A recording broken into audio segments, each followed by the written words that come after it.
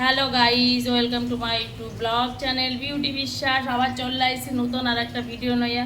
আজকের বিউটি বৌদি কি রান্না করবে সেইটাই তোমরা দেখতে থাও। তাহলে দেখো, প্রথমেই দাও এই যে শাপলা কাটতে থুইছি। এই যে শাপলা, তোমরা চেন বা কিনা জানি না, এর আর এক নাম আছে নাল, জলে হয়। এই দেখো কি সুন্দর সাইজ করে করে কাটতে দিছি। এই দিয়ে আর এই চিংড়ি মাছ দিয়ে রান্না করব।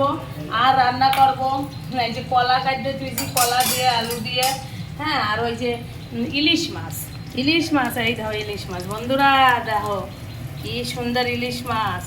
আরে বাংলাদেশের বন্ধুরা তো কয় যে আমরা নাকি ইলিশ মাছ খাইতে পারি না, ইন্ডিয়ার মানুষ।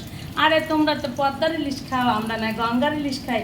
আর একই তো জিনিস, কেন ভাই তোমরা এইভাবে কও যে আমরা খাইতে পারি না? এইভাবে কইও না গো।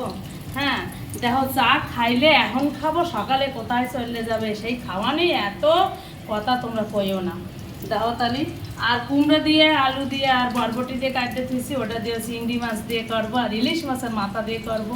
হ্যাঁ, তাহলে কি তোমরা তো কত কথা কও যে কি বাংলাদেশের মানুষ মানে ইন্ডিয়ার মানুষ ইলিশ খাইতে পারে না। আরে ভাই, খালি ইলিশ খাইলেই হবে? ইলিশের সাথে আর কিছু লাগে না, তেল মশলা চাল ডাল কিছু লাগে না, খালি খাইলেই হবে। আর তোমরা তো কি, তোমাকে আর কি কব, তোমরা তো খালি খাওয়ার পাগল, খাইতে পারলেই বাসো। কত বাজে বাজে কমেন্ট তোমরা এই যে ফেসবুকে ইউটিউবে করতেছো, তোমাকে আর কি কব। আরে ভাই, এরকম কমেন্ট কইরো না। হ্যাঁ, নিজের দিকে তাকাইয়ে কথা কও, নিজের পার দিকে তাকাইয়ে কথা কও। হ্যাঁ, উল্টো পাল্টা কইও না। দেখো, আমরা খুব শান্তিতে আছি এই দেশে, খুব শান্তিতে আছি। তোমরা যে ভালো মন্দ খাইয়েও যে শান্তিতে না, হে আমরা সবই দেহি বুঝি সবই। কিন্তু তোমাকে ওই যে কথায় কয় না, মানে তোমরা নিচে থাকবা না, সব সময় উপরে থাকার চেষ্টা তোমাকে।